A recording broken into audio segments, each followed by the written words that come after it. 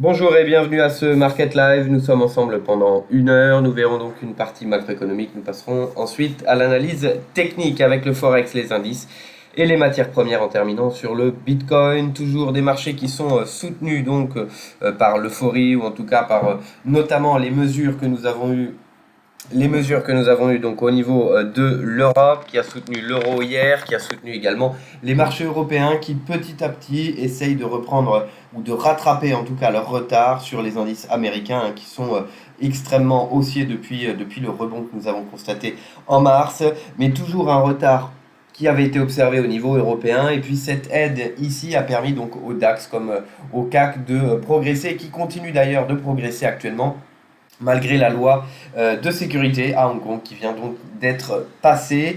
Attention tout de même à la réponse de l'administration américaine. Nous allons donc parler de tout ça dans cette partie macroéconomique. Pour commencer justement, la Commission européenne qui dévoile donc son plan à 750 milliards d'euros, un plan assez historique au niveau de l'Europe parce qu'il y aurait des prêts ou des emprunts qui seraient réalisés par la Commission européenne et donc au niveau commun et non plus des emprunts par les pays directement. Et cela donc avait été refusé pendant très longtemps par l'Allemagne. Il y a encore ici des pays qui ne souhaitent pas donc avoir des subventions communes. Mais le retour en arrière de l'Allemagne permet justement de voir une possibilité d'avoir l'Union européenne qui pourrait justement avoir un financement qui serait commun. Et donc cela permet à l'euro, comme je le disais, mais également au marché financier de fortement progresser. Encore une hausse ici sur le CAC à plus 0,70 et le DAX à plus 0,60 avec des plus hauts que nous n'avons pas vus donc depuis la chute que nous avions observée en mars. Pour le moment, donc, au niveau de l'Union européenne, nous avons des détails assez succincts sur les 750 milliards, 500 de subventions, 250 qui seraient donc empruntés sur les marchés par la Commission européenne, comme je le disais, et bien sûr en complément du budget européen. Il y aurait bien sûr par la suite un montant qui serait remboursé donc par la Commission, en tout cas par l'Union européenne.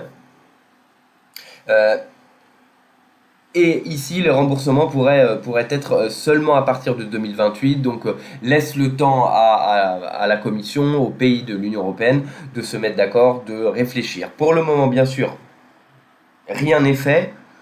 C'était donc le plan qui a été édicté, les grandes lignes du plan qui ont été données hier. Il y aura donc très probablement une poursuite des négociations qui se fera donc le 18-19 juin avec la réunion justement de la Commission. Et par la suite, en revanche, il est peu probable donc que les décisions finales soient données à ce moment-là, 18-19 juin. Les principaux intéressés voient plutôt une décision finale pour juillet, lorsque d'ailleurs l'Allemagne reprendra la direction de l'Union. Mais il y a encore, bien sûr, des pays qui sont hostiles à ce type d'initiative, comme les Pays-Bas, l'Autriche, la Suède ou le Danemark, qui restent opposés donc à ces subventions, mais c'est un pas extrêmement important en avant pour l'unité au niveau de l'Union européenne et surtout pour soutenir bien sûr la reprise économique parce que malgré la hausse des marchés financiers, l'économie reste toujours sous pression et cela pourrait durer encore un certain temps. Une amélioration assez importante, notamment au niveau de l'Europe sur le Covid, mais toujours des risques et au-delà des risques sanitaires, des risques pour l'économie qui pourraient être plus long que ce qui est anticipé actuellement et donc un besoin important de soutien économique, de soutien financier au niveau global qui montre également cette unité qui a été un peu perdue, notamment avec le retrait ou la sortie donc du Royaume-Uni, voilà, qui met un peu à mal la confiance dans cette zone économique. Ici donc de bonnes choses pour l'unité, mais également bien sûr pour le soutien économique. Nous aurons le temps d'en reparler, comme je le disais, c'était simplement les grandes lignes que nous avons eues ici, et donc poursuite des négociations, et le prochain rendez-vous donc d'ici 3 semaines avec le 18-19 juin.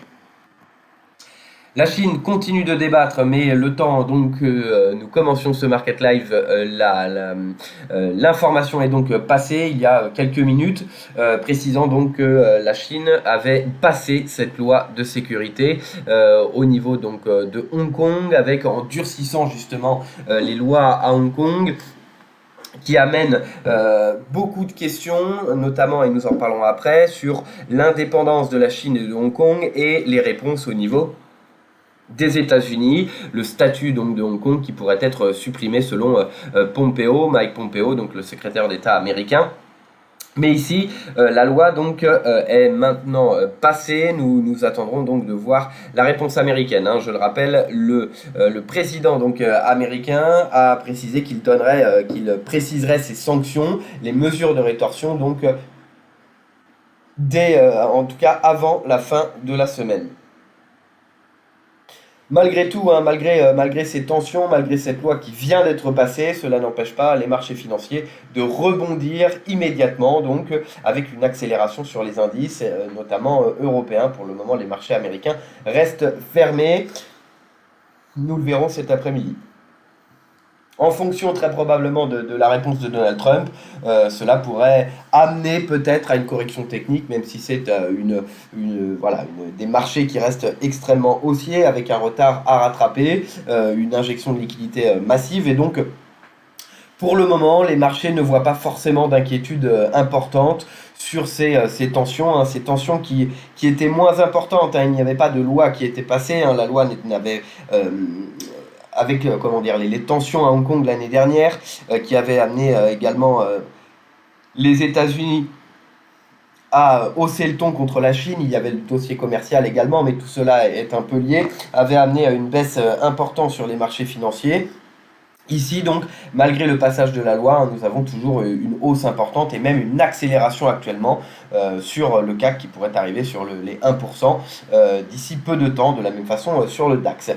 Donc ici, Mike Pompeo, lui, qui remet en cause ce statut de Hong Kong, justement, c'était donc avant le passage de la loi qui vient d'être validé, précisant que s'il y avait ce passage de la loi, les États-Unis ne voyait pas de raison de conserver justement un statut spécial au niveau de Hong Kong, qui lui permet justement d'avoir un statut différent de la Chine au niveau international, et donc une plus grande flexibilité pour commercer avec les pays étrangers, notamment les États-Unis, pour les sociétés également pour s'implanter à Hong Kong. Et donc, il y a justement cette complexité dans la décision aux États-Unis sur le fait justement de supprimer ce statut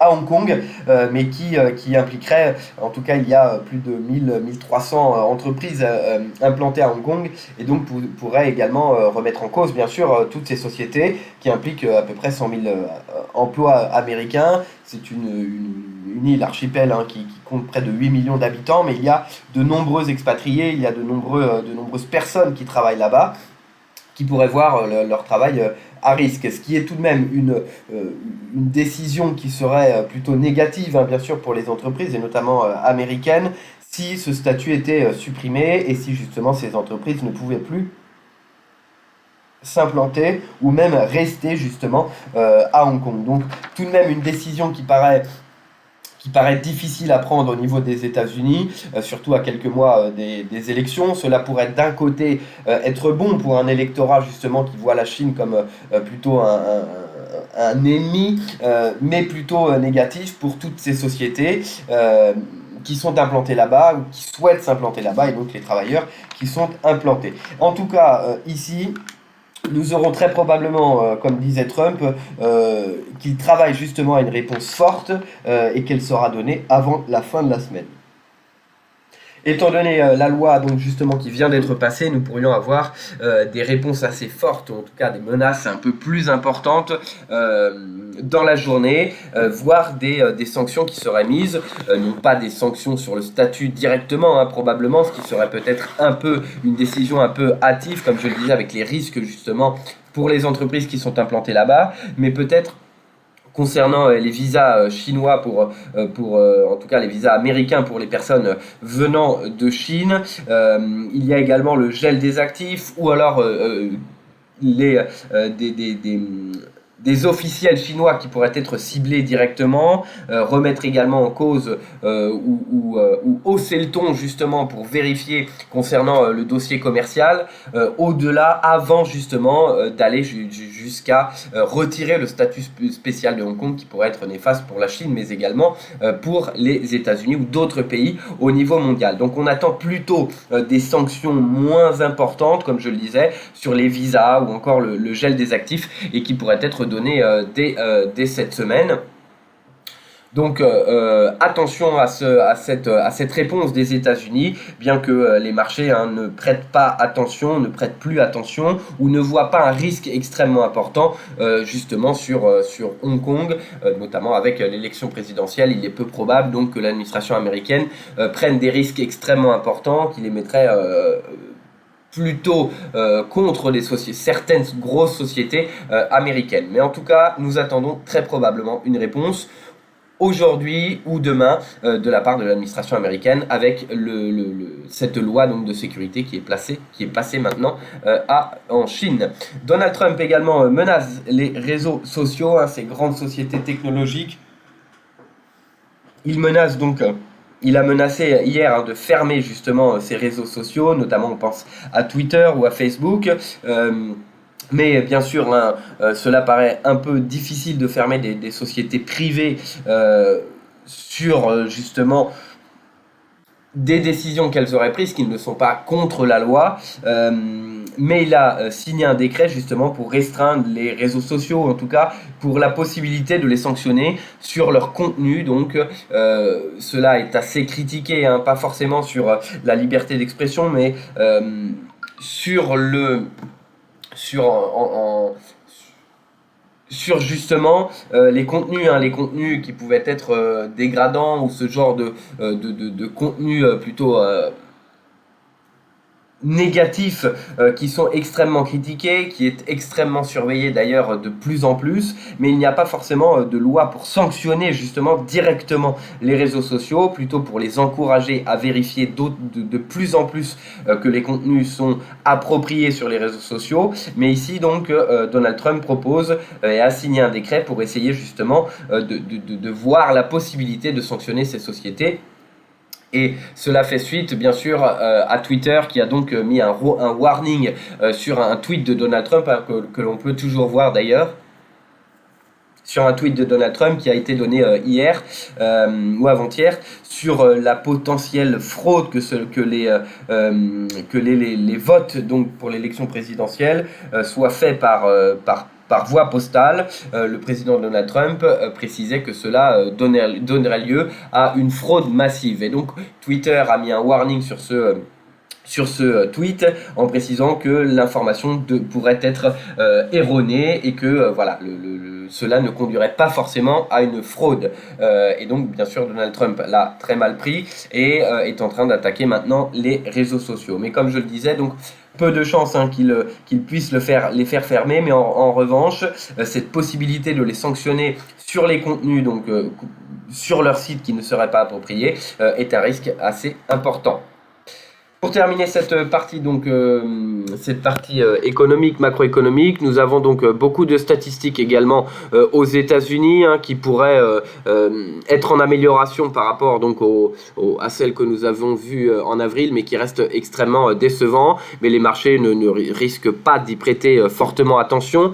Nous avons donc les commandes de biens durables qui pourraient être attendues en baisse de 14% donc pour le mois d'avril. Il y a également la confirmation du PIB pour le premier trimestre, en tout cas le deuxième préliminaire, et également les inscriptions au chômage attendues à plus de 2 millions. Mais toutes ces publications économiques sont bien loin des marchés financiers, et donc cela peu de chances d'avoir un impact significatif. Mais nous regarderons tout de même la publication qui pourrait être une nouvelle fois sous pression, mais probablement peut-être en amélioration. Nous regarderons cela avec attention, bien que c'est ici le mois d'avril, notamment pour les commandes de biens durables, qui, elles, pourraient être fortement sous pression.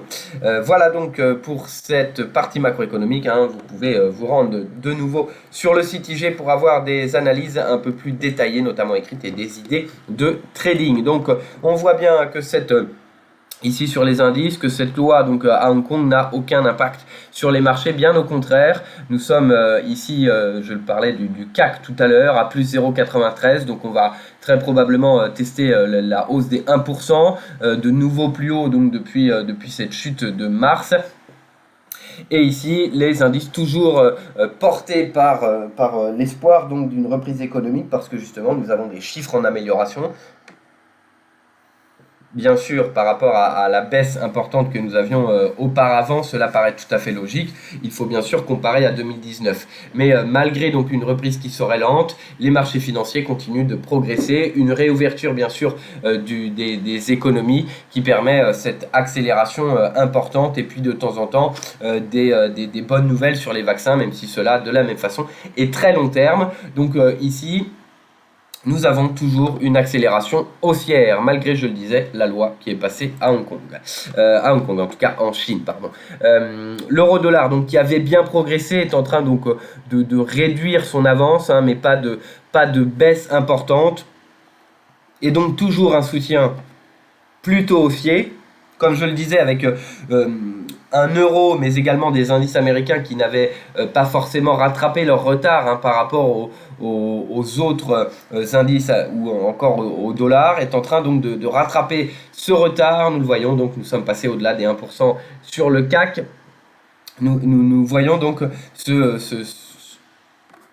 les indices qui rattrapent leur retard, et donc également sur le Forex que nous allons voir actuellement, le Forex donc qui est toujours soutenu avec un dollar qui lui reste plutôt baissier. Avant de voir les paires de devises, donc comme d'habitude nous allons regarder un peu ce qui se passe sur le dollar américain, qui reste donc toujours sous pression, en train de tester ce support que nous avions observé, qui permet actuellement un léger rebond, en tout cas au dollar américain, de se maintenir, mais un espoir qui se poursuivrait, donc pourrait amener à une poursuite de la baisse et profiter aux autres paires de devises. L'euro-dollar, je le disais, qui a bien profité de ces mesures donc au niveau de l'Union européenne, qui a permis de venir tester une nouvelle fois ces 50% de FIBO, on l'a vu durant la séance d'hier et également actuellement. Un léger retour baissier, bien sûr, après l'achat donc de la rumeur. Nous avons donc un calme un peu sur l'euro, ce qui permet d'ailleurs, si nous n'avons pas une accélération importante de l'euro, ce qui permet également de soutenir les indices, parce que voilà, un euro qui est plutôt faible permet de favoriser les exportations. Mais ici donc, nouvel échec, attention au double échec. Au niveau technique, attention au double échec une nouvelle fois sous les 1,1027 et un nouveau test donc de cette moyenne mobile 200 périodes. Nous sommes revenus également sous le plus bas, donc un échec sous le plus haut du 1er mai. Et donc il y a le seuil des indices qui pourrait nous amener à tester d'autres niveaux sous la moyenne mobile 200 périodes. Ici donc en 4 heures nous avons ces 1,0992, 1,0991 donc qui pourraient jouer leur rôle sous les indices, l'objectif de revenir sur les 1,0992. Nous surveillerons bien sûr la réponse américaine qui pourrait amener à un léger retour donc plutôt sur le dollar américain, et donc qui pourrait accélérer justement cette tendance et revenir sur les 1,0992. Maintenant donc les mesures au niveau de l'Europe sont annoncées. Et ces tensions, même si au niveau des indices cela a peu d'impact, sur le Forex, les investisseurs pourraient se tourner légèrement vers le dollar américain, et donc sous les indices ici nous attendons un retour sur les 1,0992. Nous surveillerons par la suite bien sûr le maintien ou non, c'est un niveau donc ici on avait vu qui a mis en échec la progression, et également le 14 avril qui avait également mis en échec cette progression. Et donc sous ce niveau nous pourrions avoir une nouvelle accélération baissière. et revenir donc sur les 1,0926, en tout cas peu de niveaux qui pourraient ralentir la tendance sous ces 1,0990. Un maintien en revanche au-delà des indices ici et au-delà, donc pour revenir au-delà de la moyenne mobile 200, il faut bien sûr franchir ces indices 27 qui mettent en échec la progression, mais au-delà de ces indices 27, à court terme, nous n'avons que peu de résistance, donc et qui pourrait nous amener sur une accélération et venir à moyen terme sur le seuil des indices. Donc nous surveillons avec attention ce maintien ici avec le range, les indices et la moyenne mobile 200 périodes, le franchissement 1,0990. Sous ces 1,0990, peu de résistance, peu de support avant la moyenne mobile 100 et ces 1,0926. Au-delà donc, il faut franchir ces indices 27. Le GBP USD également ici qui est venu sous pression hier. Nous allons voir en journalier donc la tendance baissière qui se poursuit. Il y a tout de même des risques donc sur la livre sterling. Bien sûr, on pense au Brexit à moyen terme, mais il y a surtout donc la perte de crédibilité de Boris Johnson également, avec le ministre justement ce scandale et ce ministre qui refuse en tout cas de démissionner et qui amène à une baisse dans la crédibilité de Boris Johnson. Donc nous suivons avec attention, pas de publication économique important. Nous suivons bien sûr l'évolution donc du dollar américain, comme je le disais, qui, si en cas de léger rebond, justement, nous pourrions avoir une poursuite ici de la tendance baissière avec ce retour sous ce plus bas récent. Nous pourrions venir sur le seuil des 1,22, c'est le niveau que nous surveillons en cas de maintien sous les 1,2294, ici seuil des 1,23, 1,2209, mais revenir également tester ce niveau, les 1,2165, donc qui a permis le rebond récemment et qui avait déjà permis le rebond que nous voyons ici le 6 avril dernier. Pour tenter une nouvelle accélération, en tout cas de poursuivre ici ce rebond qui a été réalisé court terme sur les 1,2078, il faut donc se maintenir au-delà de revenir sur les 1,23 pour tenter de casser cet ancien plus haut récent pour venir sur les 1,24. Une baisse du dollar américain justement, s'il n'y avait pas de tension, en tout cas si les tensions entre la Chine et les USA continuaient de ne pas inquiéter les marchés, les investisseurs continueraient de se tourner sur les valeurs plus risquées ici et donc pourraient permettre cette accélération, mais attention tout de même, le risque au niveau du GBP USD au niveau technique fondamental est plutôt sur une poursuite ici et un retour sur les 1,22, voire ici donc un support important sur les 1,2164. L'USD Yen qui évolue sans réelle tendance depuis un certain temps, entre ici le plus bas donc sur les 107,32, 107,34 et au-delà des 107,50, bloqué sous les 108,13 depuis maintenant le 13 avril. Ici, une résistance importante tout de même avec les 108,13 et avec la moyenne mobile sans période. Nous suivrons avec attention la hausse ici, donc le dollar américain qui progresse légèrement, qui continue de progresser. En cas d'accélération, nous pourrions voir justement un retour sur ces 108,13, donc une légère hausse, c'est notre objectif. Peu de barrières ici. Le seuil des 108 à très court terme, ou en tout cas le seuil psychologique, mais nous pourrions voir un retour donc sur les 108,13 pour poursuivre cette accélération qui se ferait plutôt sur la hausse du dollar américain. Il va falloir venir dépasser donc cette moyenne mobile sans période, donc au-delà des 108,13, l'objectif suivant sur les 108,53. Au contraire, un échec donc à venir franchir ces 108, ce seuil des 108, attention au niveau technique donc qui pourrait conduire à une nouvelle hésitation et un retour encore sur un nouveau test des 107,32, donc qui est le plus bas que nous avons observé ici depuis le 19 mai, qui a servi à plusieurs reprises, 3 reprises ici, le soutien donc sur la paire de devises, le support. Nous allons passer également, on voit ces ces niveaux donc en 4 heures également, cette hésitation, ce double échec ici à venir tester les 108. Et donc sous ce niveau, nous pourrions voir donc au niveau technique en tout cas, sous les 107,77, nous pourrions voir donc un retour sur les 107,32 qui est ici. Qui est donc le support que nous avons vu à plusieurs reprises ici en 4 heures également.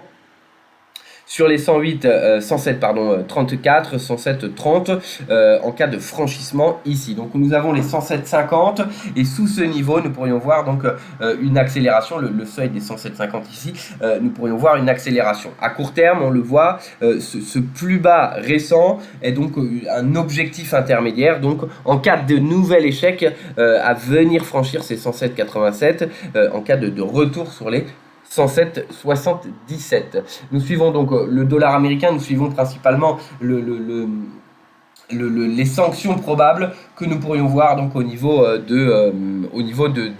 des États-Unis à l'encontre de la Chine avec cette loi qui passe. Pour le moment, je le disais, la loi qui passe n'a aucun impact donc sur les marchés financiers, le CAC qui se maintient bien au-delà des 1% et le DAX qui est en train d'atteindre également cette hausse des 1%. L'AUD-USD donc qui corrige légèrement, qui poursuit depuis cet échec, donc nous allons le voir en journalier. Voilà, cet échec donc sous les 0,6672. Pour le moment, pas d'accélération baissière. Nous nous sommes maintenus, nous parlions justement de ce plus haut qui a permis justement le rebond durant la séance d'hier, malgré l'accélération sous la moyenne mobile 200. Nous en parlions avec ce range entre les 0,66 72 et la moyenne mobile 200 périodes. Pour le moment en revanche, un maintien sous la moyenne mobile 200 périodes, donc qui est plutôt justement sur un risque baissier et avec les tensions que nous avons au niveau de Hong Kong, de la Chine, des sanctions probables des États-Unis. S'il y avait des sanctions au niveau des États-Unis, cela pourrait être justement plutôt négatif pour l'AUD-USD. Avec un léger rebond que nous observons sur le dollar américain, cela pourrait amener justement sous les 0,66 à tester une nouvelle fois le support, en tout cas le plus bas de la séance d'hier, la résistance ici, et donc nous pourrions voir en cas de franchissement cette fois-ci, un retour sur les 0,65. Un maintien en revanche, 0,66, il va falloir venir tester ou franchir une nouvelle fois cette moyenne mobile 200 qui amènerait très probablement donc à une nouvelle hésitation ici et pourrait conduire au-delà de la moyenne mobile 200. C'est un dépassement du plus haut récent, mais un dépassement donc des 0,6672, venir dépasser donc ce plus haut que nous avions observé le 9 mars. Il faut s'installer au-delà de la moyenne mobile 200, mais surtout des 0,66 72. Nous allons regarder l'objectif au-delà de ce niveau en cas de dépassement sur les 0,68 27 dont nous avons discuté hier rapidement. Voilà, c'est 0,68 27 qui est un niveau important, qui a servi de support à plusieurs reprises et qui était donc le plus bas que nous avions observé depuis la crise de 2009, depuis le rebond ici en 2009. Et a été seulement dépassé donc dernièrement, en tout cas en août 2019. Donc le dépassement ici des 0,6672, nous visons bien entendu les 0,6827, mais qui pourrait amener au niveau technique, donc qui est un niveau important.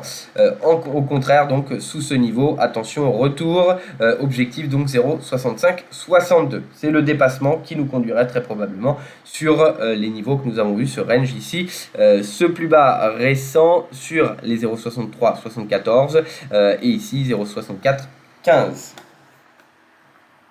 Voilà, nous terminons donc le Forex avec l'USD CAD. L'USD CAD qui a bien accéléré, qui poursuit sa tendance baissière. Nous avons cassé tous les objectifs avec une forte accélération qui a été observée suite à la cassure justement de ce support 1,3857. Le dollar américain d'un côté, le cours du pétrole qui a fortement accéléré à la baisse en fin de séance hier, mais qui qui reprend légèrement. Nous verrons tout à l'heure le cours du pétrole qui est venu tester donc notre plus bas, notre objectif le plus haut que nous avions observé ici, le plus haut donc du 9 avril. Qui a servi justement de support hier et pour le moment permet de ralentir la tendance baissière, la hausse des stocks notamment aux États-Unis. Et ici, nous sommes maintenant sous la moyenne mobile 100 périodes, donc cet échec sous les $35, sous la moyenne mobile 100 périodes. Tout de même, attention à ce risque au niveau technique, à ce risque baissier, mais le cours du pétrole se maintient au-delà de ce niveau pour le moment et ne vient pas tester voire franchir donc le plus bas que nous avons observé notamment du 22 mai. Mais sous cette moyenne mobile 200 périodes, le risque reste tout de même baissier. Si nous avons un rebond, nous surveillerons justement le comportement sur la moyenne mobile 100 périodes. En cas d'échec, cela pourrait confirmer justement ce retour baissier. Et nous attendrons par la suite ici, en cas de franchissement des $31, $30, 80, retour sur le seuil des $30 ici, et il y a par la suite les 27,58. Au contraire, en cas de franchissement de la moyenne mobile 100, nous devrions voir un nouveau test des $35 qui met toujours en échec pour le moment la progression donc du pétrole. Nous allons donc revenir, je viens de faire l'analyse technique donc sur le pétrole, nous y reviendrons par la suite, qui influence bien sûr cette USD CAD qui est donc sous notre niveau, qui a amené à cette accélération et qui se maintient maintenant sous la moyenne mobile 100 périodes, donc depuis maintenant 3 séances, et sous le seuil des 1,38.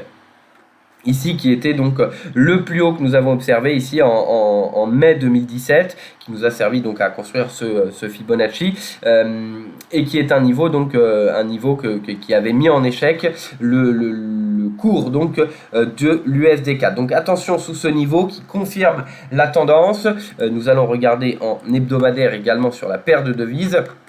Voilà, ce qui pourrait nous amener justement à un retour sur les 1,3686 et ce plus haut ici, donc le plus haut sur les 1,3670. Donc voilà le range de support que nous visons tant que nous sommes donc sous ce niveau, sous le seuil des 1,38 en hebdomadaire, les 61,8 de Fibonacci avec cette baisse importante. Sous les 1,38, les 1,3680 avec le plus haut de décembre 2018 et ses 61,8 de Fibonacci. Nous surveillerons donc le dollar américain qui reste sur un léger rebond mais tout de même plutôt à l'équilibre. Et bien sûr le cours du pétrole après cette baisse, nous surveillerons donc, nous en parlerons tout à l'heure. 1,3686 ici au-delà en revanche des 1,38, il faut venir tester une nouvelle fois cette moyenne mobile 100 périodes et pour confirmer un retour haussier au niveau technique ici, ce sont les 1,3852, donc cet ancien support qui a amené à cette accélération. Voilà, nous passons maintenant aux indices qui se comportent toujours, en tout cas qui sont toujours en forte hausse, autour des 1% pour le marché européen avec cette décision au niveau de l'Union européenne. Nous avons donc toujours une hausse depuis la dernière correction technique que nous avons eue ici. Nous sommes maintenant sur une hausse importante avec 16% quasiment de progression. Le gap qui a été dépassé depuis longtemps, enfin en tout cas maintenant depuis 2 séances, la moyenne mobile 100 périodes. Nous sommes venus tester notre objectif intermédiaire sur les 11 850 et si les marchés continuent justement de se focaliser sur les bonnes nouvelles et donc en l'occurrence pour l'Europe c'est donc ces mesures au niveau de l'Union européenne, nous pourrions voir une nouvelle accélération. Nous sommes sur 1,14 donc sur le CAC, nous sommes sur marché cash 0,98% sur le DAX et donc le dépassement des 11 850. Nous visons l'accélération vers la moyenne mobile 200 périodes et sur cette oblique donc située actuellement sur les 12 100 points, donc l'oblique sur les 12 080 et la moyenne mobile 200 sur les 12 120 points, au-delà des 11 850. Un échec en revanche, des sanctions qui pourraient amener, je le disais, avec les niveaux techniques, également les sanctions donc qui pourraient amener à un retour,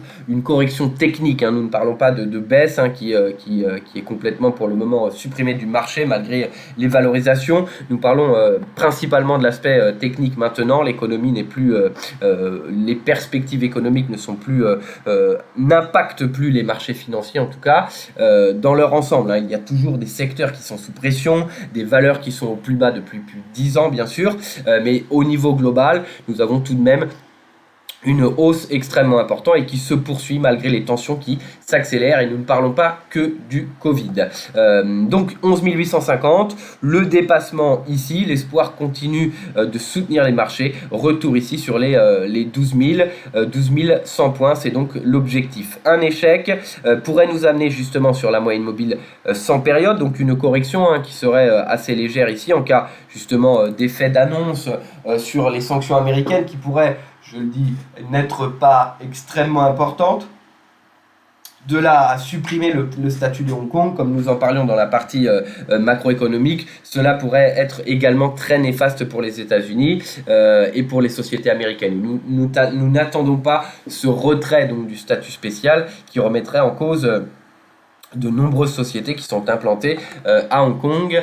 Donc plutôt des sanctions à l'encontre des officiels chinois sur justement l'interdiction de visa américain pour la Chine, pour les Chinois, et donc cela pourrait amener plutôt à une correction, une légère correction, donc 2% ici pour venir sur la moyenne mobile sans période, voire venir tester ici les 11 350, donc cet ancien plus haut.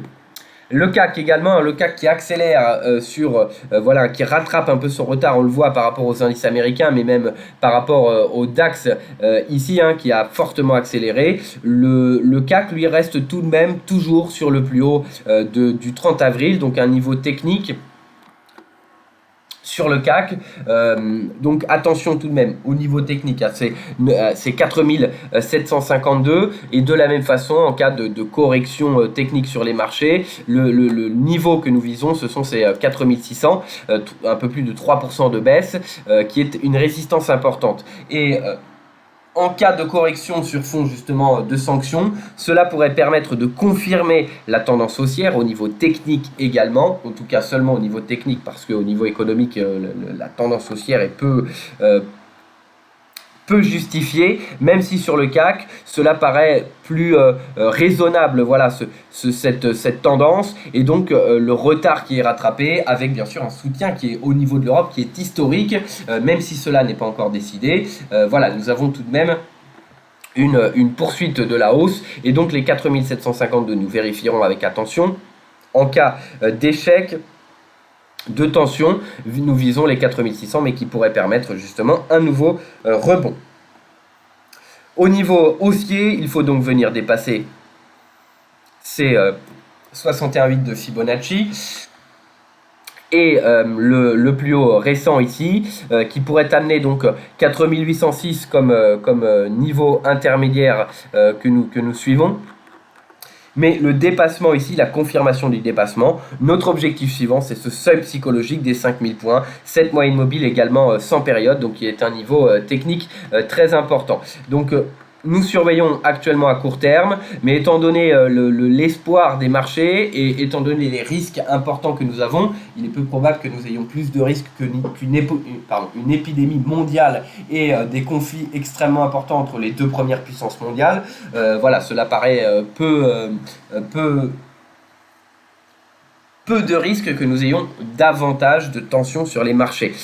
Donc même si au niveau économique, la tendance est beaucoup trop haussière, au niveau technique et au niveau de la vision des investisseurs, en tout cas des institutionnels ou des marchés, au-delà des 4750, nous visons ici les 5000 points. Un échec, je le disais, 4587, 4600 points. Nous passons aux indices américains, donc qui sont pour le moment clôturés bien sûr, ouverture cet après-midi, attendu tout de même en hausse. Les indices futurs pour le moment sur le Dow, plus 0,66, plus 0,28 pour le futur S&P, et le Nasdaq qui est un peu en retrait avec bien sûr ces tensions en Chine qui impactent fortement les valeurs technologiques, mais bon, un retrait très léger sur le futur à seulement moins 0,13. Au niveau technique, nous avons également atteint l'objectif du comblement de gap des 25 800 points et donc le dépassement ici de l'oblique qui est situé sur les 25 900, pardon. Prochain objectif de viser cet autre niveau technique important, les 26 343, la moyenne mobile 200 périodes, donc au niveau du Dow Jones. De la même façon, un peu de niveau, voilà, nous avons ce premier niveau, non loin, donc 25 918. 25 918 donc voilà qui correspond à quelques points près donc à cette oblique. Voilà, nous avons à 25 920 donc voilà l'oblique qui correspond à la moyenne mobile 100 périodes en hebdomadaire, donc un niveau de résistance important, mais bon, nous avions d'autres niveaux de résistance importants qui n'a pas empêché de voir une accélération. Donc le comblement du gap ici, attention justement à cet aspect technique qui pourrait amener, nous le disions, à un retour baissier, en tout cas une correction de court terme avec les sanctions en plus, et qui pourrait nous amener sur la moyenne mobile sans période, les 25 357, voire le seuil des 25 000, mais de la même façon, cela pourrait permettre une nouvelle accélération un peu plus importante, des légères corrections ici que nous avons vu par exemple sur le 19 mai qui était un niveau ici technique donc qui correspond au plus haut que nous avions vu, voilà, amener une correction de 3%. Voilà, ici, de la même façon, donc 3%, un bon 3% pour revenir sur les 25 000.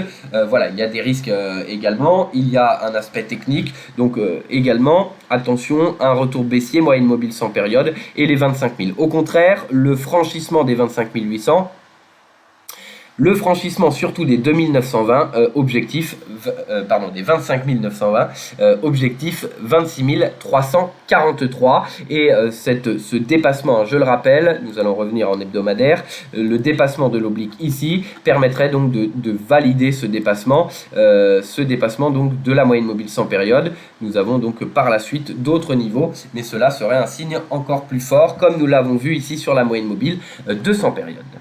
Voilà, nous regardons maintenant le S&P 500. Le S&P 500 de la même façon, qui est en forte hausse, qui dépasse maintenant les niveaux techniques que nous avions donnés, avec le seuil des 3000, avec le gap également, qui est comblé depuis un peu de temps.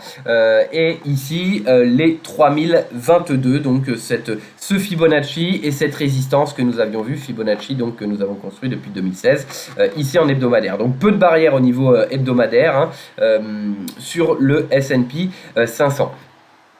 Le Dow Jones pourrait bien sûr être plus avantagé avec le S&P 500, les valeurs technologiques qui sont sous pression, et le S&P 500 donc, qui compte beaucoup de valeurs technologiques.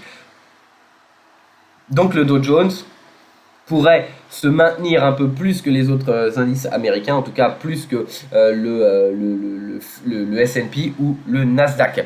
Mais le S&P donc également au niveau journalier, comme nous en parlions à l'instant, qui dépasse donc ce niveau technique de la moyenne mobile 200 périodes, qui dépasse le niveau technique ici. Le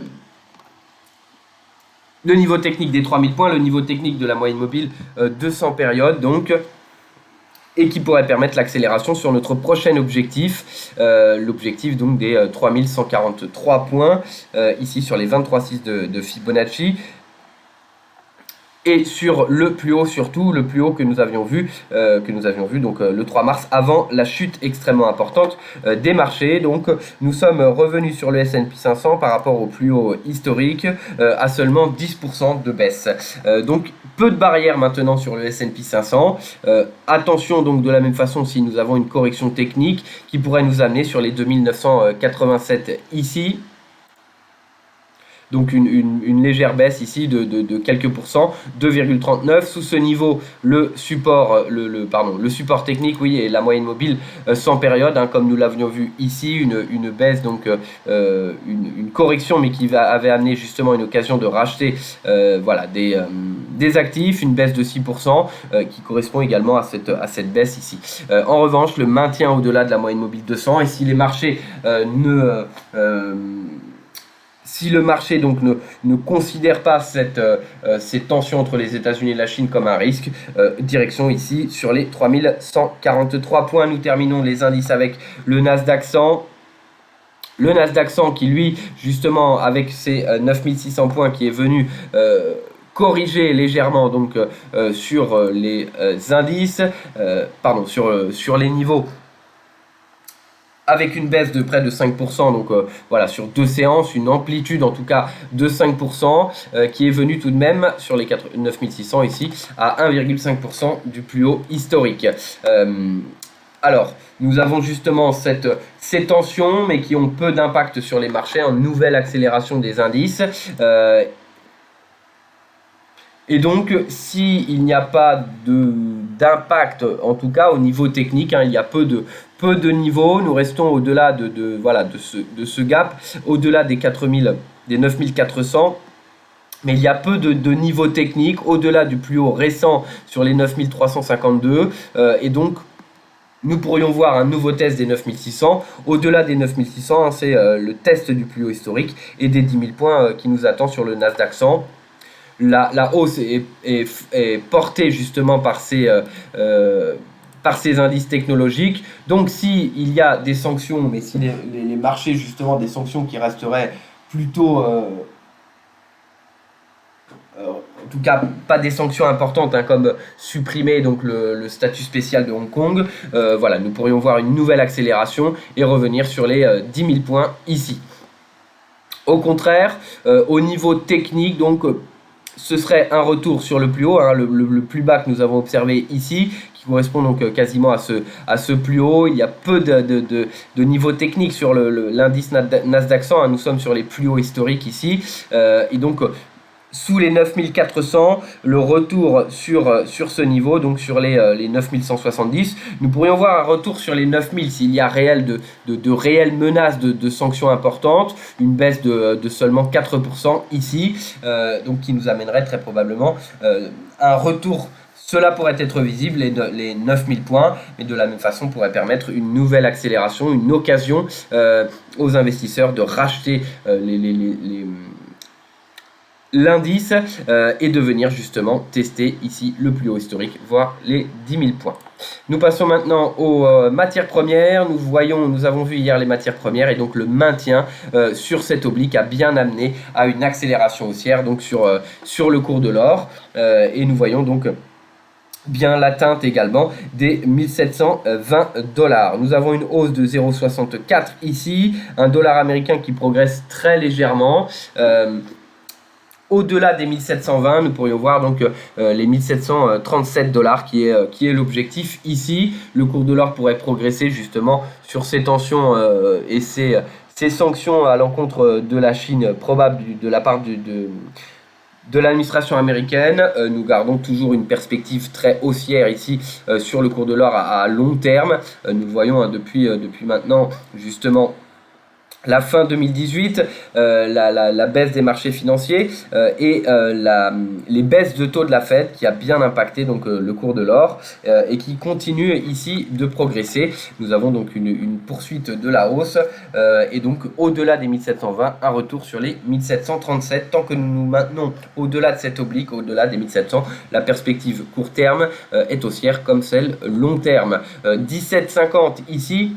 Une clôture au-delà, une confirmation au-delà des 1750, pardon, et nous allons très probablement rejoindre les 1796, les 1800 $ ici qui avaient mis en échec. Donc attention à l'hésitation sur l'arrivée sur ce niveau ici sur les 1796. Le cours de l'argent maintenant, le cours de l'argent qui continue également sa forte accélération haussière, qui a donc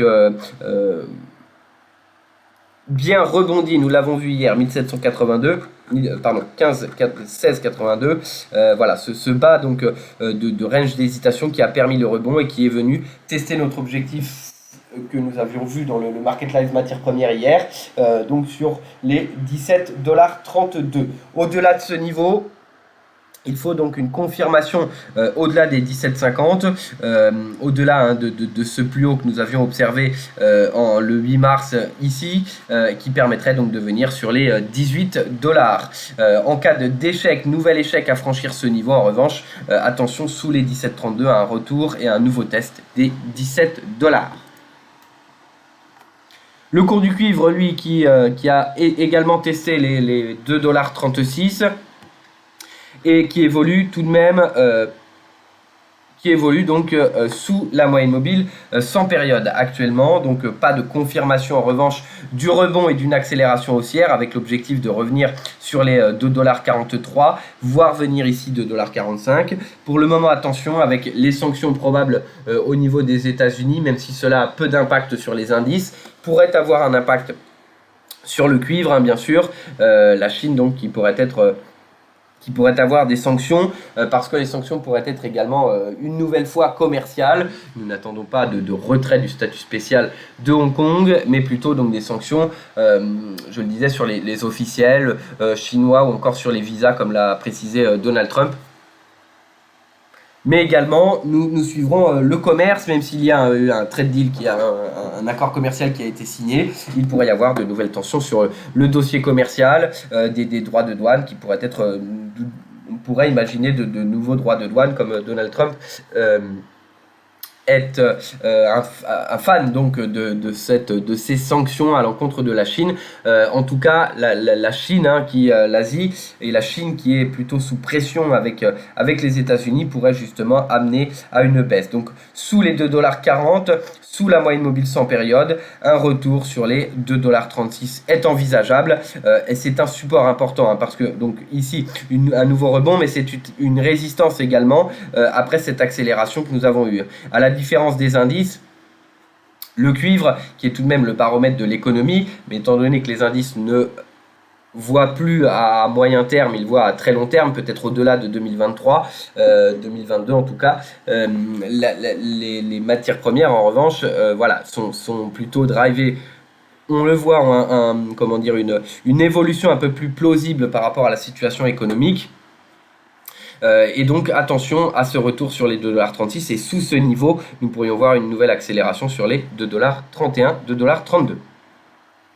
Le pétrole qui a donc accéléré à la baisse hier, avec, je le disais, on l'a fait rapidement tout à l'heure, mais on va reprendre succinctement, sous les 35 $, l'échec qui a amené donc à un retour sous la moyenne mobile 100 et qui est bien venu tester ce plus haut, donc les 31,65 $ que nous avions définis. Pas de test du plus bas récent, mais attention, avec toujours en hésitation, nous avons donc des craintes sur ces sanctions. Les matières premières, de la même façon, qui sont un peu plus attentives à ce qui se passe au niveau économique, au niveau géopolitique également, sous la moyenne mobile 100, et surtout en cas d'échec à se maintenir au-delà des 31,65, nous pourrions voir un test des 30 $ ici, revenir sous ce niveau, les 30,80 $ en niveau, mais cela pourrait amener donc un cas de franchissement, un retour sur les 30 $, voire une accélération ici, peu de niveau de soutien avant les 27,58 $.